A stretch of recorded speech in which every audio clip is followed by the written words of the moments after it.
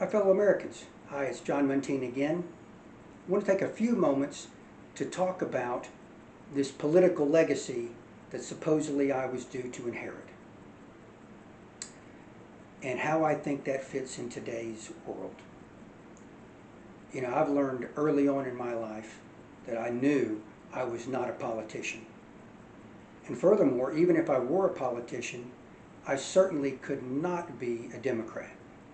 I didn't see anything from Democrat leaders that led me to believe that their plan was anything close to what I saw as what this nation should do. So when I had doubts about whether or not I should be inheriting anybody's political legacy, much less a Democrat, it was easy for me to say, no, I have nothing to do with those people because I cannot believe anything that they say they want for this country. But as I've grown and I've learned a lot more about John Kennedy, and I've done a lot more introspection for me about what I would want for this nation, I started to see a pattern of the things he believed in and felt were his core were things that were very close to what I've always felt were mine. And maybe it wasn't the inheritance of his party that was the problem. Maybe it was to embrace what he wanted for my nation. So let me run down a few of those things that I think were core values of his that certainly are core values of mine. And see if you can see anybody in the Democrat Party saying anything in this regard. First was, peace is better than war. Now, Mr. Kennedy started the Peace Corps because he felt it was better to spread American values in peaceful ways than through military advisors. There were a number of times in his life when Mr. Kennedy, as president, was faced with the option to go to war versus not going to war. And every time, Cuban Missile Crisis, Bay of Pigs, he always chose Vietnam. He always chose the avenue best towards peace than war. And make no mistake about it, Mr. Kennedy understood the need sometimes to go to war, and his heroic service to this nation has no compare. So he understood that war sometimes is necessary, but it is only necessary and is only conducted when the avenues of peace have been exhausted. Another thing he understood was that debt causes decisions.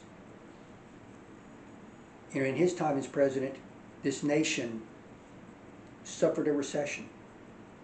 And he had to find a way to use his abilities as a governor to help fix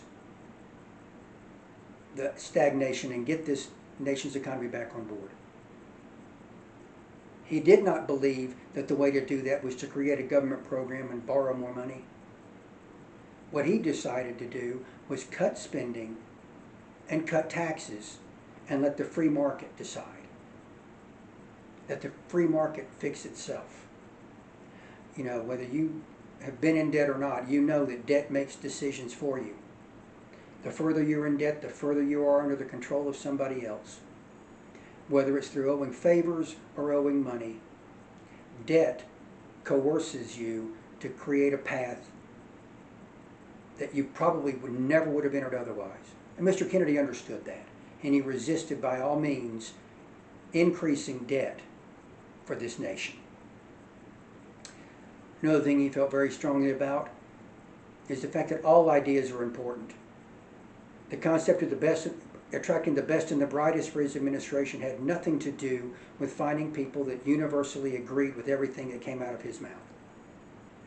He knew that the best way to find the best answers was to get viewpoints from all across the spectrum, all range of ideas to help solve a problem, and see if there's a way to merge all those great ideas into one coherent plan to fix the problem. And in this movement, I want everyone, you don't have to agree with me on every issue to be a part of this movement. The most important part of this movement is my willingness to protect your right to disagree with me. I fear more than anything else that the right to dissent is about to be lost in this country. And I will do everything I can, if you disagree with me, that you have every way to peacefully exercise your right to disagree with me.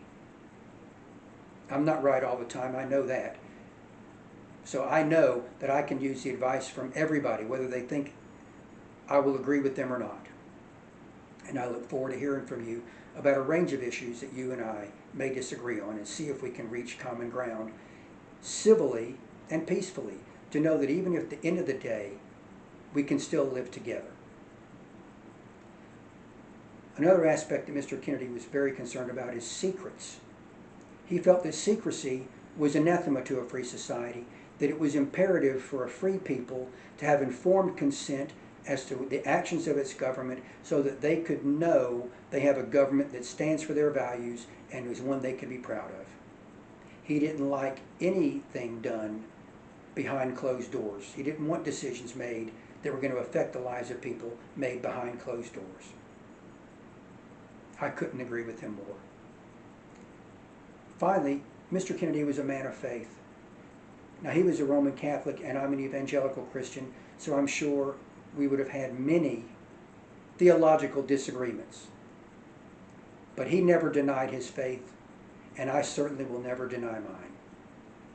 And I believe there's a way that people of all faiths can still live together in harmony in a free society.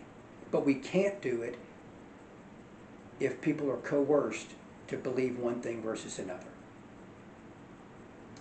So, is that a legacy that I would find worth inheriting? Absolutely. Is it one that I believe I can live up to? I will do my best. But that is a legacy far different than what you're seeing spoken by his old party. Matter of fact, I don't think you can look at their party platform and find any evidence to suggest that the current Democrat Party believes in any of those core values. So as I looked now at what I was going to inherit or expected to inherit, it wasn't the mantle of the Democrat Party. It was his legacy that was vastly different than where his party was going. So, how do I apply those principles to the issues of the day? I hope you want to look at other videos and examine other details to get an idea about where I see we are on each particular issue and how we face it, applying those principles, applying the principles of our founders to try to preserve and protect this American experiment for all of us. Thank you very much.